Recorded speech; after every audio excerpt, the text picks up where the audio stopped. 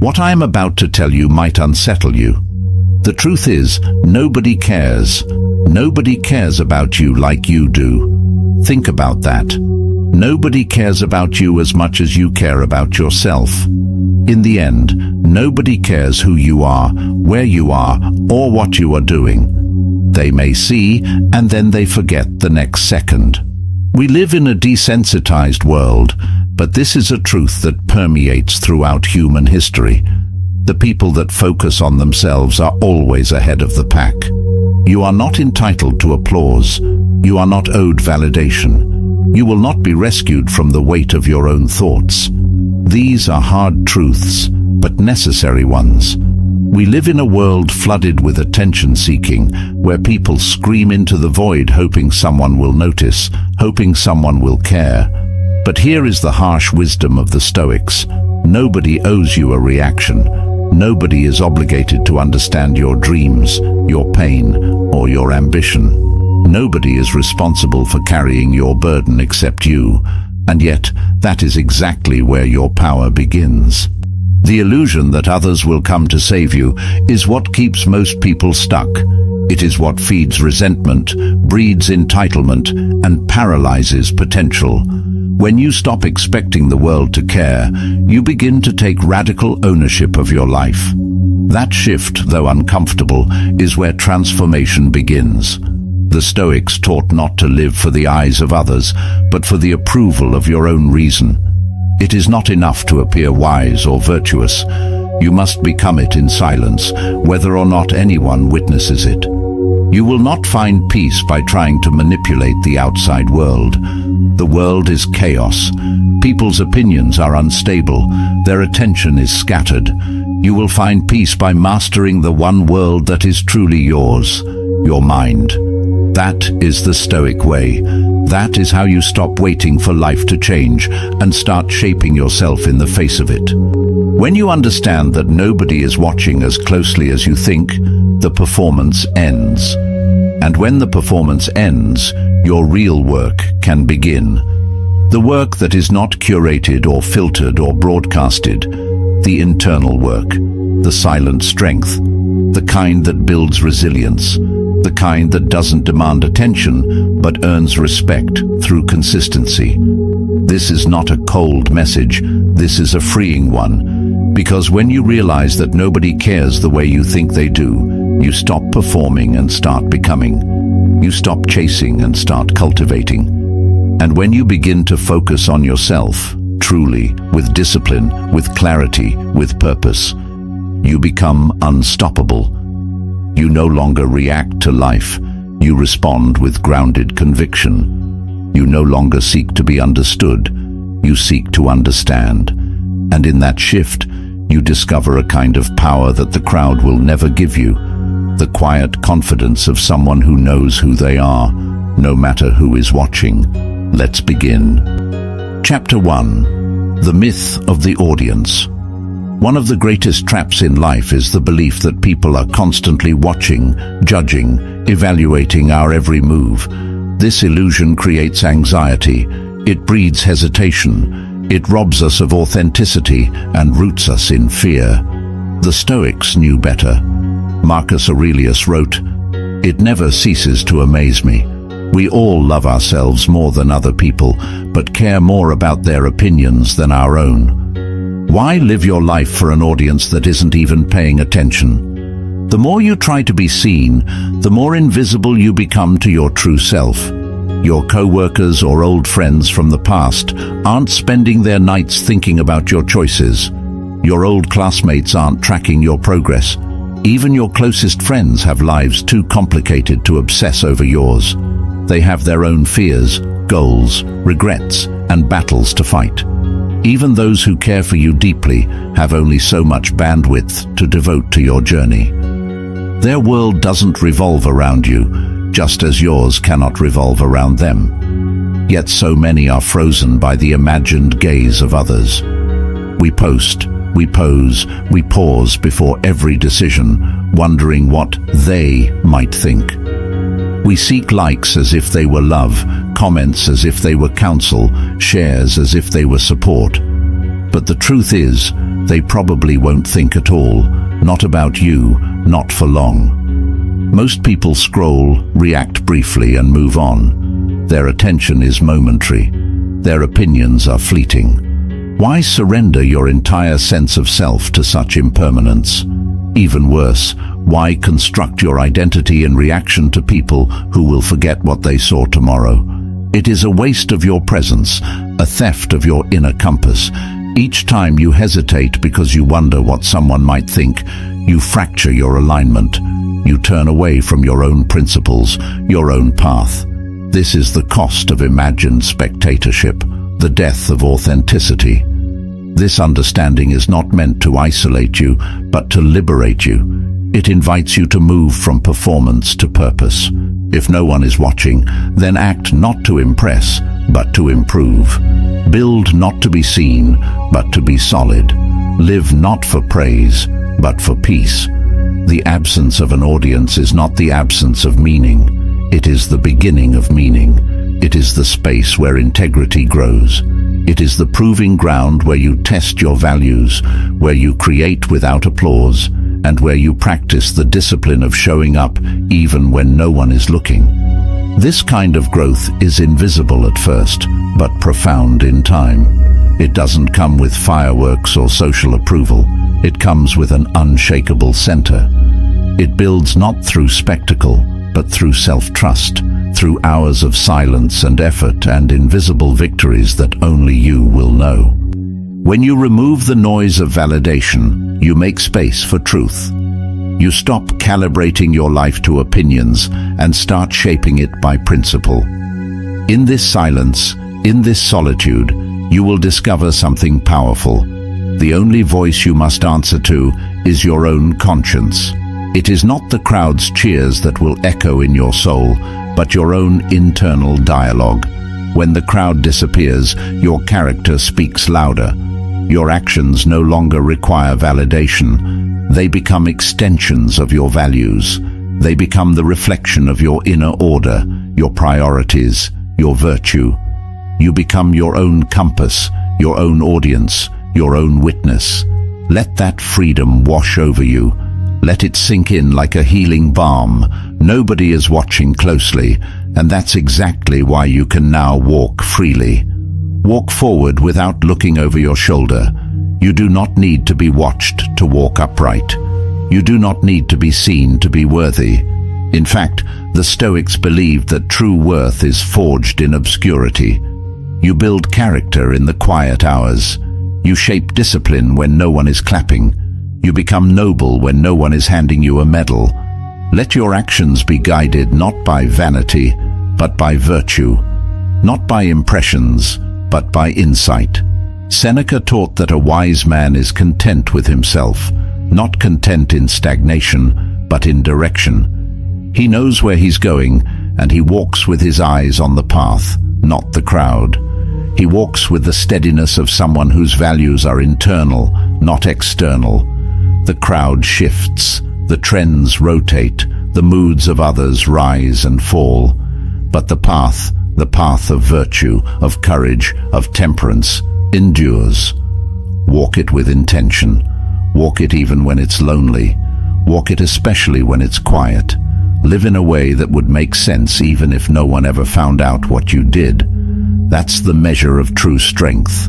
That's the myth of the audience, undone. That's when your life stops being performance and starts becoming principle. Begin your day with one simple question. Am I doing this for me or for them? When you decide your actions, remove the imaginary audience. Close your eyes. Ask yourself, if nobody ever knew I did this, would I still do it?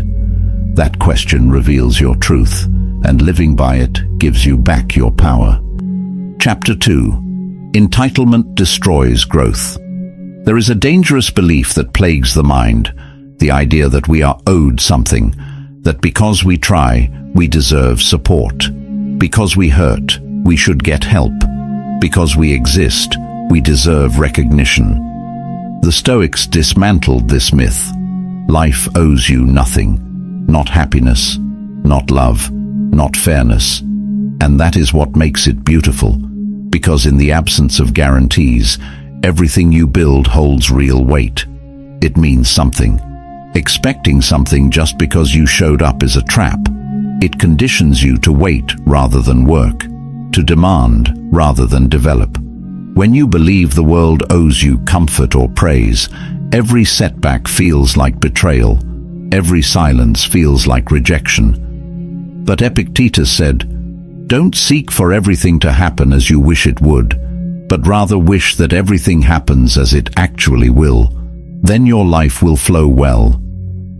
This is the Stoic embrace of reality, not defeatism, clarity. The root of suffering is not pain itself, it is resistance to what is. You cannot master what you reject. You cannot grow from what you deny. When we believe we deserve a different life, a different outcome, we grow bitter. And bitterness is a poison you drink while hoping life feels sorry for you. To grow is to accept the reality that nothing is promised. Not love, not support, not success, not comfort, not justice. Every day is earned, and every breath is a gift. You could have been born elsewhere. You could have been dealt a worse hand. You could have lost more than you've already lost. And yet, here you are, breathing, capable, thinking, feeling. That is not nothing. That is not ordinary. It is rare, it is fragile, and it is powerful. The very fact that you are alive with a mind capable of reason is your starting point. The sooner you release your grip on entitlement, the faster you accelerate your journey. The faster you stop asking life to be fair and start becoming stronger than what is unfair. That's the pivot. That's where personal evolution begins. Not when you get what you want, but when you choose who you will be regardless of what you get. Life is not a negotiation where effort guarantees outcome. It is a test of character under uncertainty. The Stoics didn't measure success by results, but by integrity. They believed that the true reward of life is becoming the kind of person who remains composed when nothing goes their way. So when nothing is promised, you don't despair. You prepare. You train yourself to build from scratch. You accept the risk of heartbreak, the cost of discipline, the loneliness of leadership, all without a demand for applause. You learn to become sturdy when life becomes stormy. Letting go of entitlement doesn't mean becoming cold or cynical. It doesn't mean hardening your heart or closing your hands. It means becoming empowered. It means stepping into full accountability. It means no more waiting for the right time, no more blaming others, no more hoping for rescue. It means saying, "No one owes me anything, so I will build it myself. I will shape my destiny through the choices I make when no one sees. I will cultivate my mind, sharpen my discipline, and walk forward without needing approval or assistance." This is self-respect in action.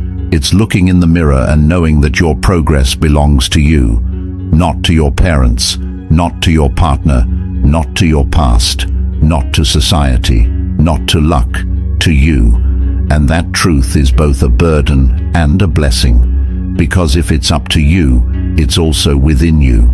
You are the builder, you are the vessel, you are the reason, you are the spark that ignites the fire and the hand that shapes the stone. You are the one who must begin when no one tells you to, and persist when no one cheers for you.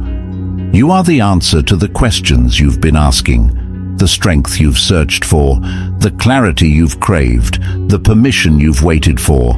All of it is within you. You have been equipped with everything you need, the reason to start, the courage to continue, and the potential to finish. Entitlement waits, ownership moves, and movement is how transformation takes root. When you stop expecting life to hand you what you haven't earned, you gain the freedom to begin shaping yourself without limits. You stop asking for a lighter load and start building a stronger back. Choose movement over waiting. Choose ownership over complaint. Choose to meet life not with a clenched fist full of demands, but with an open mind ready to adapt and a grounded heart steady enough to endure. Choose clarity over confusion, deliberate steps over chaotic noise. The world will not stop to hand you peace. It will not pause to clarify your purpose. You must do that work yourself. Peace is something you cultivate, not something you receive. And purpose is something you earn, not something you stumble upon. But when you stop waiting, you stop being at the mercy of the storm. You begin to walk into it with your eyes open. You begin to build shelter where others seek escape. You become the person who finds steadiness in the middle of uncertainty. This is the essence of Stoic strength, not fantasy, not dependency, but courageous, deliberate, daily construction of your character. It is what you choose when no one reminds you, what you uphold when no one applauds you, what you correct when no one sees you. Strength is not forged in the spotlight, but in the shadows. Choose to act as if no one is coming to save you, because that's the moment you begin to rise. That's the moment you realize the one you've been waiting for is already here. And it's you. You are the lighthouse in your own storm. Your future self is watching. Your past self is counting on you. Let them both witness the day you stopped waiting and started becoming. Let them see the moment you stopped reaching out for a hand and started becoming the foundation. Write down 3 things you believe the world owes you. Then cross them out. Literally, draw a line through each one. Replace them with 3 things you will earn yourself. Post this on your wall. Let it remind you that you are not waiting, you are working. Chapter 3. Radical ownership of your mind. The Stoics believed that the mind is the only territory you truly own. Not your house, not your job, not your reputation, just your mind. It is the last kingdom of freedom, the last frontier of true sovereignty. And most people have abandoned it without even realizing. They guard their phones more fiercely than their thoughts. They polish their resumes more attentively than they refine their beliefs. They invest more energy in their outer image than their inner order. But the mind, your thoughts, your reason, your choices, is where your power lives. That is where character is built. That is where freedom is preserved. That is where every act of discipline, restraint, resilience, and courage begins. Instead of ruling their inner world, most people rent it out to distractions, to public opinion, to fear, to trends. They surrender their sovereignty, one scroll, one opinion, one emotional outburst at a time. They open the gates of their mental fortress to every passing disturbance and then wonder why they feel defeated. They are slaves to noise, external and internal. They consume instead of create. They panic instead of prepare. But Marcus Aurelius said, "You have power over your mind, not outside events. Realize this, and you will find strength. Strength not in silence alone, but in command, of reaction, of direction, of clarity. You can't control the storm, but you can control the captain, and your mind is the captain. If you abandon that post, you are at the mercy of every wind and wave. But if you claim that post, you can steer through anything. When you stop looking outward for peace and start fortifying your inner citadel, everything changes. It's like laying brick on top of brick within your own skull, restructuring your foundation until your emotional world stands unshaken. You start seeing patterns where there was only noise. You start choosing your response instead of rehearsing your reaction. Every thought becomes a stone, every principle a beam of support. Your emotions become tools, not tyrants. Your thoughts become companions, not saboteurs. Your attention becomes a weapon, not a weakness. You stop being pulled by the chaos around you and start moving from an anchored core within you. You begin to notice how little control you actually need over the external world when your internal world is firmly governed. You become less interested in what's trending and more invested in what's timeless. You become less anxious about people's opinions and more obsessed with your own clarity. You stop chasing stimulation and start building stillness. You become centered, you become stable, you become sharp. This kind of ownership is rare because it demands accountability. It demands discomfort. It demands that you stop avoiding yourself and begin facing what is inside you without filters, excuses, or masks. It demands you stop seeking distraction and start seeking direction. The distractions feel easier. They're louder, shinier, more instantly gratifying, but they are a mirage. They delay your progress and disguise your power. Direction requires clarity, and clarity requires courage. It requires honesty about what you've let take root in your mind. The beliefs, the comparisons, the self-deceptions that have silently shaped your actions. Many people carry beliefs planted by others, by culture, by childhood wounds, by media narratives, and without awareness, these ideas silently dictate their choices. Radical ownership demands you examine those seeds. It requires brutal inner work, the kind where you confront your thoughts not with judgment, but with curiosity and discipline. You become your own mental architect, demolishing old structures and building something stronger in their place. It means learning to sit in silence long enough to hear the voice beneath the noise. It means asking hard questions without rushing toward easy answers. It requires that you journal, reflect, question, correct, and return to yourself over and over again. You don't do this once and call it done. You make it a rhythm.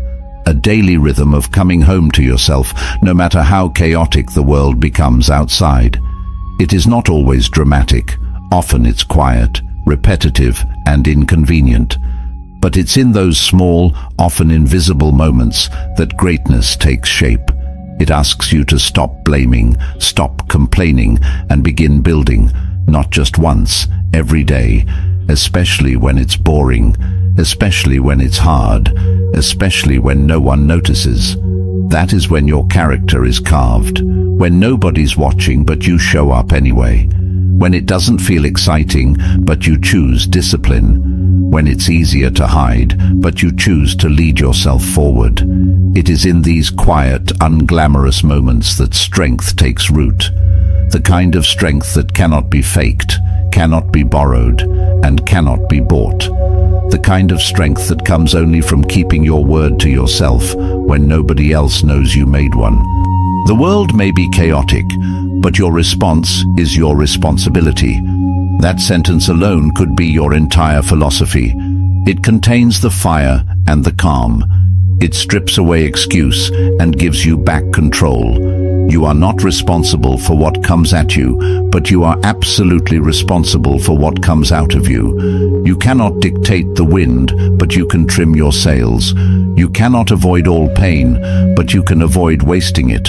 Your composure, your resilience, your thoughts, all of them are your daily duty to shape and refine. They are not random. They are not outside of your influence. They are malleable, like clay in your hands.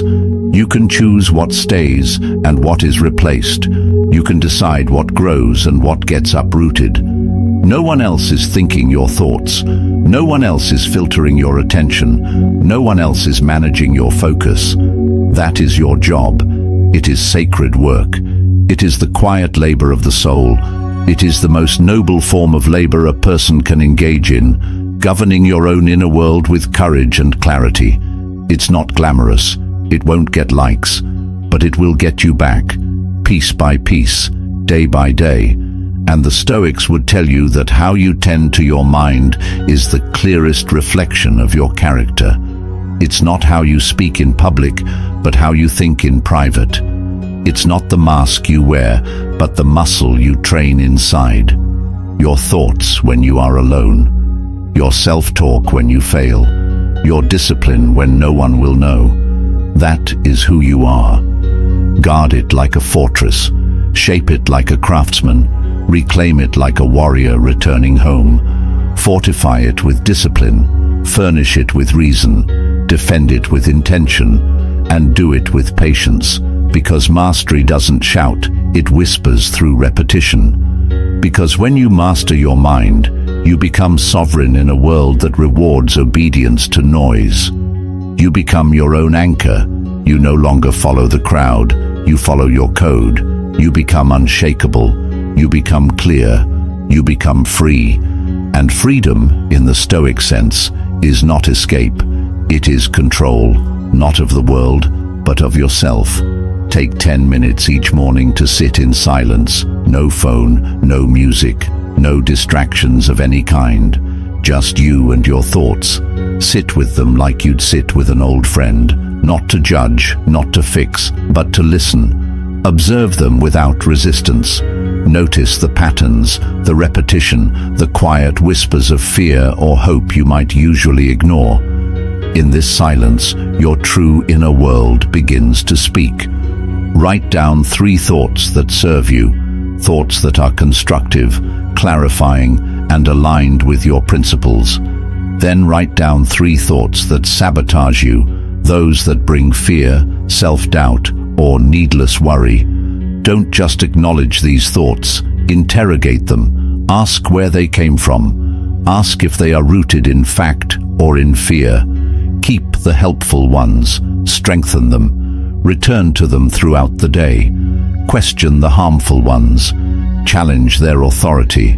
Replace them with something better, something rooted in virtue and grounded in reason. Over time, this practice rewires your perception. Your mind becomes less reactive and more reflective.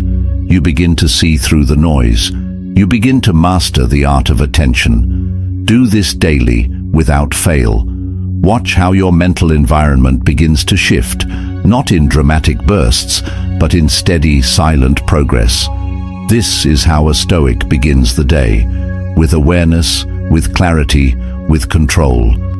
Chapter 4. The Discipline of Self-Focus. To focus on yourself is not selfish. It is strategic. It is survival. In a world where attention is currency, wasting it on others' drama is spiritual bankruptcy. The Stoics prized discipline not in the pursuit of perfection, but in the pursuit of clarity. They knew that a distracted man is a defeated man. You cannot build a strong body while watching others lift. You cannot write your story while reading theirs. You cannot grow your soul by scrolling through curated illusions. Every ounce of energy given to comparison is an ounce stolen from transformation. Every moment you spend consumed by someone else's path is a moment stolen from your own. Each glance towards someone else's success can become a blindfold over your own potential. The Stoic knows this. They do not chase after others. They chase after alignment. Watching others win does not train your resolve. Admiring someone else's strength will not make your own muscles grow. You must be your own standard, your own motivator, your own audience. Self-focus means redirecting your gaze inward. It means measuring yourself not against others, but against your own potential. Are you better today than yesterday? Are you thinking more clearly? Are you moving with more intention? These are the metrics of the Stoic. They are simple questions with profound weight. They reorient you toward truth. The outside world urges you to compare. It tells you to measure your worth in likes, in followers, in the highlight reels of strangers.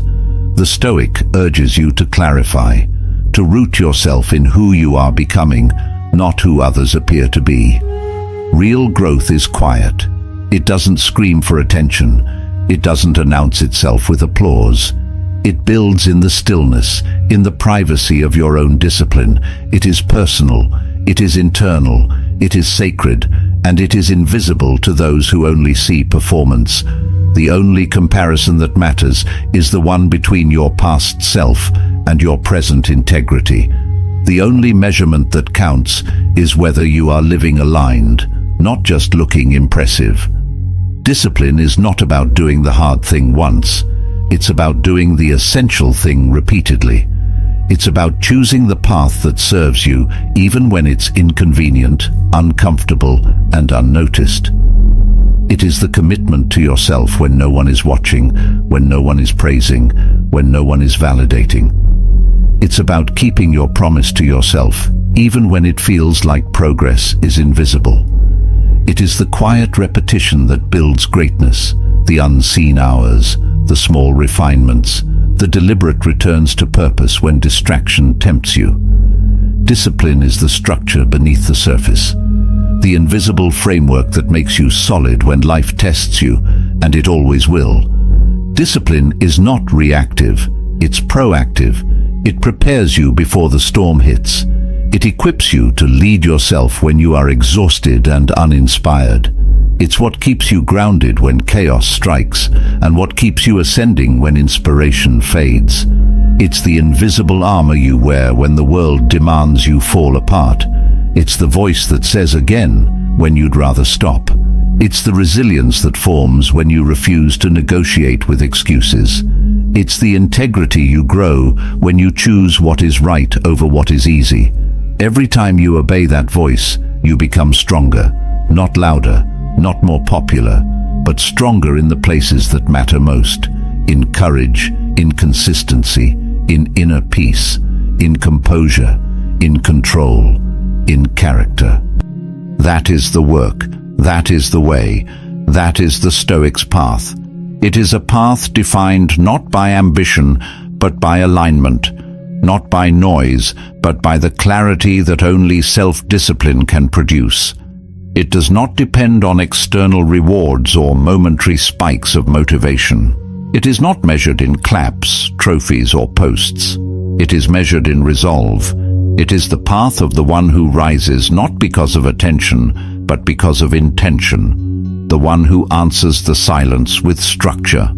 A path walked not for applause, but for truth. Not for spectators, but for the soul. It is quiet, it is deliberate, and it is hard, but it is the only path that leads to lasting peace. It does not change based on weather, moods, or trends. It remains like stone and demands that you carve yourself with patience against its resistance. Every step you take on that path strengthens you, even if it feels slow, even if it feels invisible, even if the results take longer than you hoped. Progress is not always loud, but it is always accumulating. Every time you resist distraction, you reinforce direction. Every time you keep a promise to yourself, your integrity sharpens. Your character is molded in those small, thankless moments. The Stoic's path is not paved with comfort, but with courage. Not decorated with praise, but anchored in principle.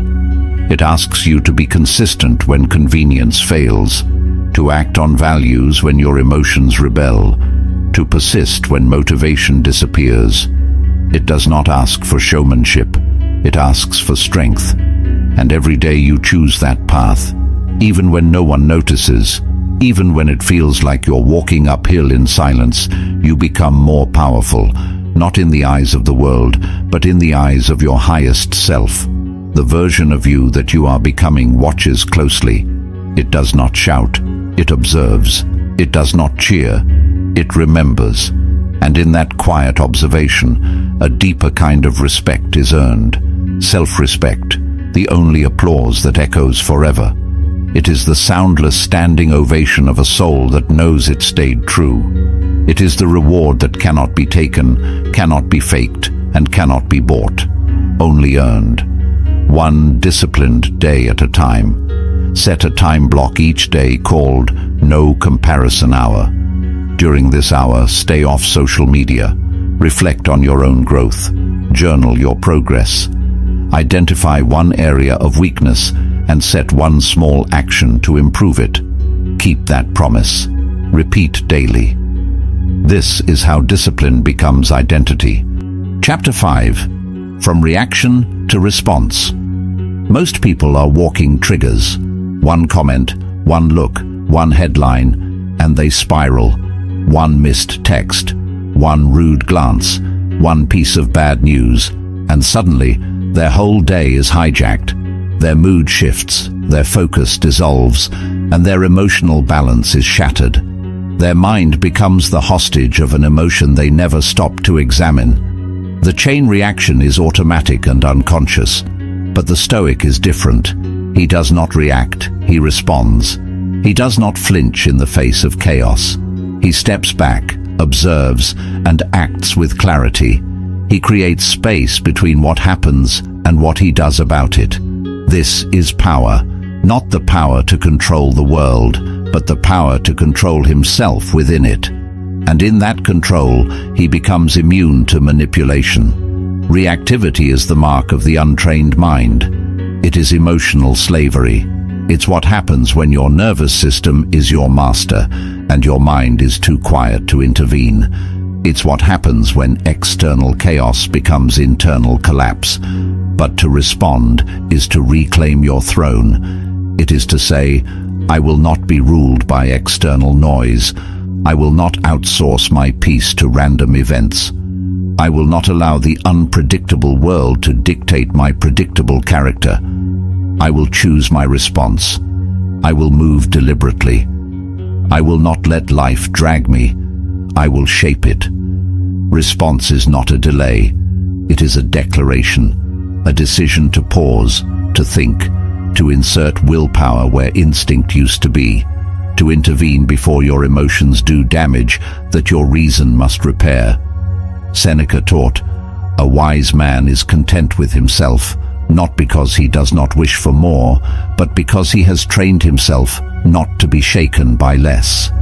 This is not apathy. It is awareness. It is not indifference. It is influence. It is not that the Stoic does not feel. It is that he does not allow feelings to make his decisions. It is the understanding that between stimulus and response lies your freedom, and in that space is your power to choose. That is where your dignity lives. That is where your sovereignty begins. Will you be a puppet pulled by emotion, or a person led by reason? Will you let every insult take root, or will you filter life through your values, not your wounds? When you move from reaction to response, you move from weakness to strength. You step out of the whirlpool of impulse and into the steadiness of principle. You shift from being a product of your environment to a producer of your behavior. Instead of echoing the chaos around you, you start broadcasting clarity. You stop being bounced around by life and start walking with authority. You begin to make decisions rooted in reason, not reflex. You stop apologizing for having standards and start embodying them without explanation, without hesitation. Your values are no longer suggestions. They are commands to yourself, lived out with intention. You become unshakable. Not because the world stopped shaking, but because you stopped being moved by it. Not because problems disappeared, but because your posture toward them changed. You are no longer easily provoked, thrown off course by temporary discomfort or the unpredictable nature of others. You become the still point in a spinning world. Because your center is no longer up for negotiation. It's not swayed by opinion, nor shaken by rejection. You've built a firewall around your clarity. That firewall guards your focus, your peace, your pace. And from that center, everything you do becomes intentional, not emotional, not impulsive, not desperate, but composed, deliberate, and rooted in control. You start leading your life instead of reacting to it. You no longer stumble from one emotional high to the next. You walk forward with clarity and composure. Every word, every action, every silence becomes a reflection of self-possession. Each choice reveals a person who governs themselves, not because it's easy, but because it's necessary. Self-governance becomes your daily discipline, and that control becomes your peace. A peace that does not demand calm circumstances, because it comes from your capacity to remain calm through any storm. It's a peace that doesn't beg the world to soften, but meets the world with sharpened focus. It does not retreat from difficulty, but endures with wisdom. That peace becomes your power, a power not flaunted but felt, not theatrical but steady. It's the kind of power that doesn't require validation or announcement. It speaks through consistency, a power that does not shout but sustains, a power that transforms you from within and radiates through everything you touch. It affects how you show up in your work, your relationships, and your challenges. It creates a quiet gravity.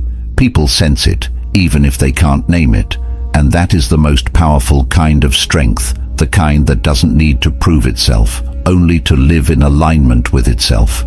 When something triggers you, pause, count to 10, breathe, feel the heat rising, the heart rate shifting, the old habits ready to take the wheel.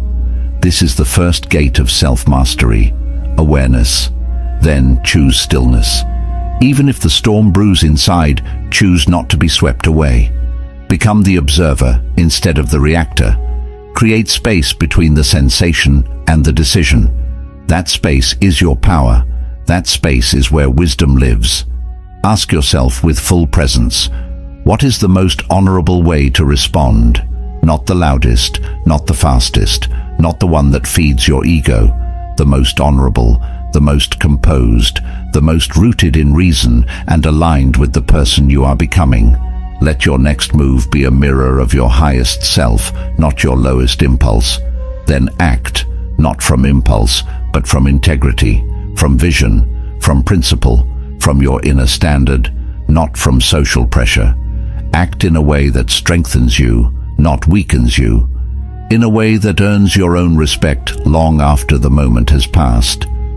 Do this consistently, especially in moments when no one is watching, and your character will begin to sculpt itself. Like a chisel tapping against marble, each response carves a deeper definition of who you are. Slowly, precisely, permanently, not through performance, but through presence, not through show, but through substance.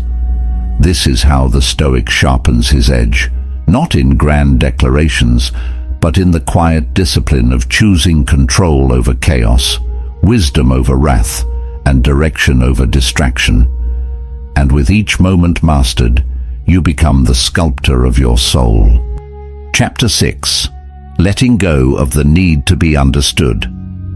There is a quiet desperation in those who feel unheard. The yearning to be seen, to be validated, to be understood by others can become a prison. The Stoics knew this. They taught that the need to be understood is often the enemy of understanding oneself.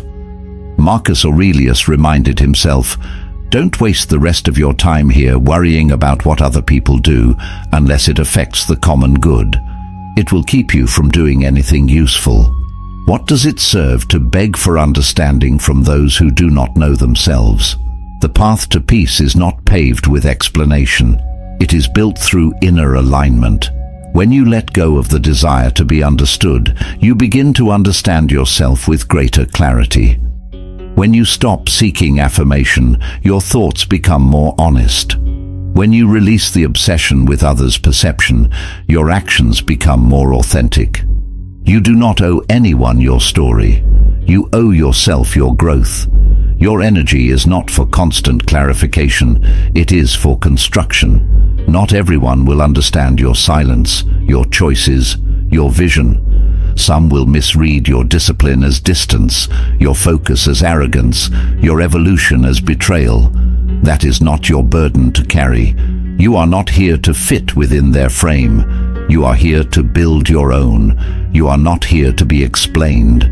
You are here to become someone that needs no defense, no validation, no approval, to become the kind of person whose presence speaks louder than any explanation ever could.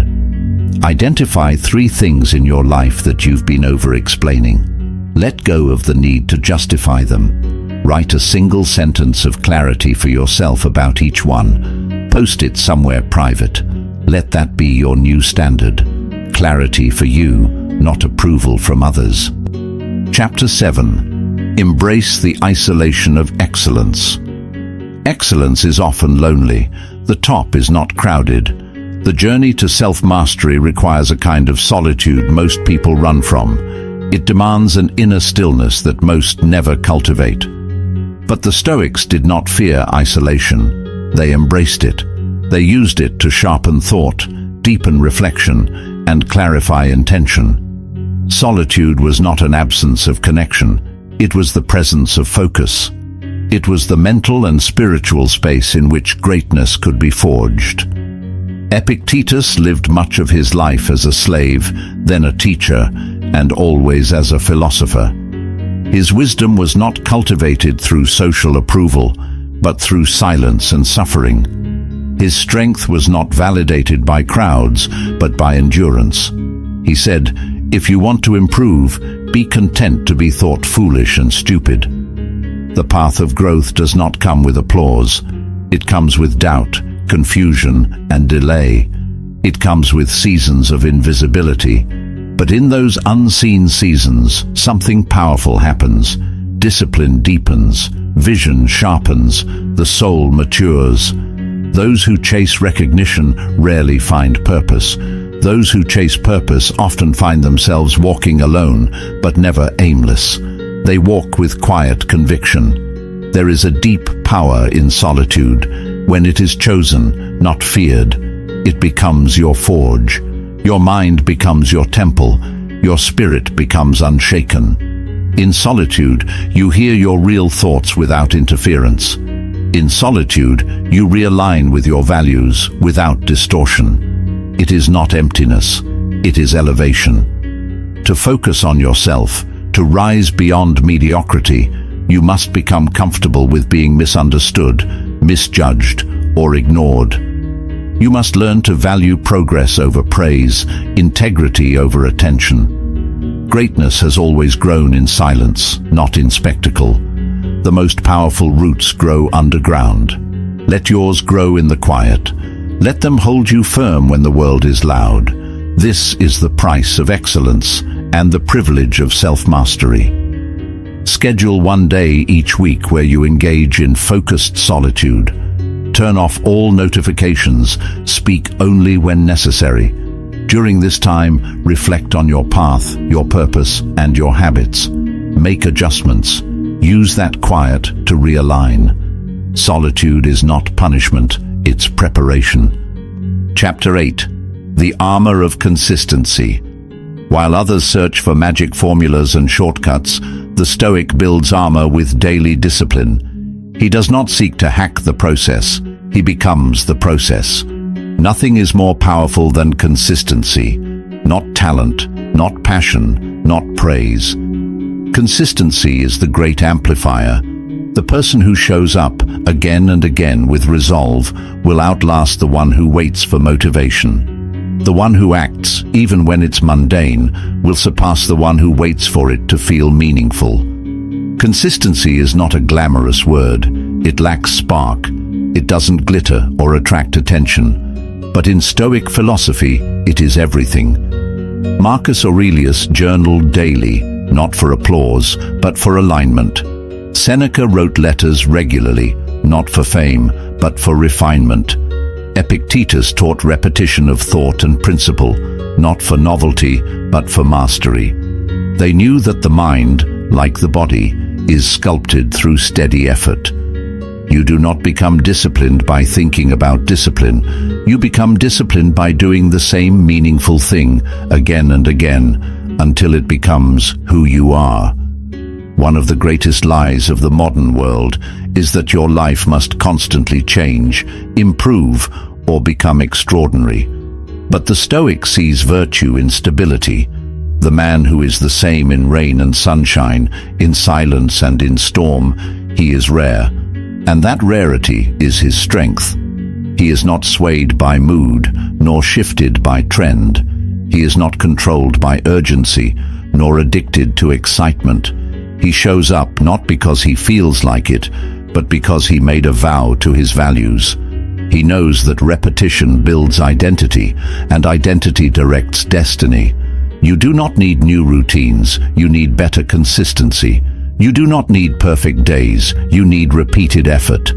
Consistency is what builds the quiet power to endure, the mental muscle to continue, and the spiritual resolve to stay centered. Build a rhythm. Set a standard. Do not break it. Not for failure, not for boredom, not for praise. Do it because it builds who you are. Do it because it keeps you anchored when life tempts you to drift. Do it because the only true shortcut is showing up daily without fail. Pick one action that supports your mental, physical, or spiritual strength. Do it daily. No negotiation. Track it. Do not let feeling decide for you. Let character lead. Over time, you'll find that the act is not what changes you. It's the discipline behind it.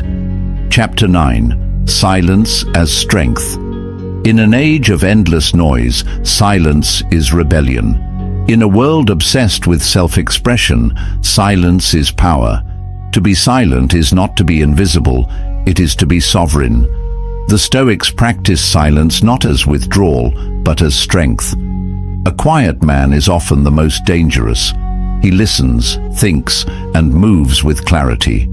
He absorbs information before responding. He measures his words and withholds his reactions. His silence is not emptiness, it is preparation. His stillness is not avoidance, it is strategy. Seneca said, "Speech is the mirror of the soul. As a man speaks, so is he." But the wise man knows when not to speak. He knows that truth does not shout. Virtue does not scream. Wisdom waits. It does not compete with noise. It makes space for deeper discernment. In a culture where everyone is speaking louder to be heard, the one who chooses silence speaks the loudest truth, for silence allows the soul to surface. It is in silence that a man hears his real thoughts, uncovers his real motives, and sharpens his real direction. Silence protects you from reacting. It buys you time. It preserves your energy. It shields you from saying what cannot be unsaid. It grants you the pause required to rise above impulse and ground yourself in principle. It reveals who you are when the noise is stripped away. In silence, the mind settles. In silence, intention sharpens. In silence, clarity is reborn. When you strip away external influence, you are left only with the sound of your inner compass. And if you've cultivated it well, that sound is strong. You do not owe the world your constant thoughts. You do not have to announce every move. You are allowed to work in peace and let your growth reveal itself in time. Let your actions whisper your discipline. Let your stillness echo your strength. Let your restraint demonstrate your command. The Stoic knows, what you hold back defines you more than what you release. What you don't say tells the world what you've mastered. To be quiet in a loud world is not weakness, it is weight, and that weight builds presence. That presence builds power. Practice 1 hour of intentional silence daily. No speaking, no responding, no posting. Just observe, listen, think, reflect. Let that hour refine your thoughts before they become speech. Silence sharpens clarity. Chapter 10. The Quiet Power of Becoming. The Stoic does not chase recognition. He becomes, quietly, relentlessly. He does not seek attention, for he knows that what is done for applause dies with silence. While the world broadcasts ambition, the Stoic refines it. While others talk of their dreams, he shapes his days. While others shout, he sharpens. He does not need to perform because he is too focused on transforming. Becoming is not loud. It is daily. It is disciplined. It is done when no one is watching. It is not rushed. It is repeated. The Stoic does not chase moments. He builds momentum. Marcus Aurelius wrote, "Waste no more time arguing about what a good man should be. Be one." That is the essence of the Stoic journey. Not debate, not display, but demonstration. Becoming is internal, it is self-forged, and it is never finished. Because to be Stoic is not to arrive, it is to continue. It is to chip away at weakness, to polish character, to strengthen conviction. It is a process measured in actions, not announcements. Each day, each choice, each small victory builds a life that speaks without words. You do not need to prove anything. You need only to progress. You do not need to be admired. You need to be aligned. Your value does not increase when others notice. It increases when you notice the gap between who you were and who you are becoming, and you choose to close it. The world may never clap. It may never notice. That's fine. You will. You will know the weight of your own effort. You will carry the confidence of consistency. And that is enough. When you choose the quiet path of growth, of discipline, of thought, you begin to notice something strange. You feel lighter, clearer, freer. Not because life got easier, but because you became stronger. You begin to walk with conviction, not confusion. You begin to speak less, but say more. You begin to seek less and contribute more. You stop proving. You start becoming. And one day, without announcement, you'll realize you've become someone the old you would look up to. Someone not built on noise, but on character. Not defined by status, but by substance. And that is the true Stoic reward. Not the crowd, but the character forged in quiet repetition. Each night, reflect on this question. What did I become today? Not what you achieved, not what you avoided. What did you become? Stronger, clearer, calmer, wiser. Let that answer shape the next day. Let becoming, not appearing, be your lifelong pursuit. This is the truth that most people spend their lives running from. Nobody cares. And that's exactly why you must. You must care about your growth. You must care about your mind. You must care about your soul, not for applause, not for followers, but for you. The Stoics never asked for attention. They asked for discipline. They asked for focus. They asked for virtue. And they gave the world something rare. Men and women who became better, not louder. Stop waiting for someone to care. Stop begging for someone to notice. Start noticing yourself. Start caring for yourself. Start building yourself, quietly, boldly, daily. The world may not be watching, but you are. That is enough.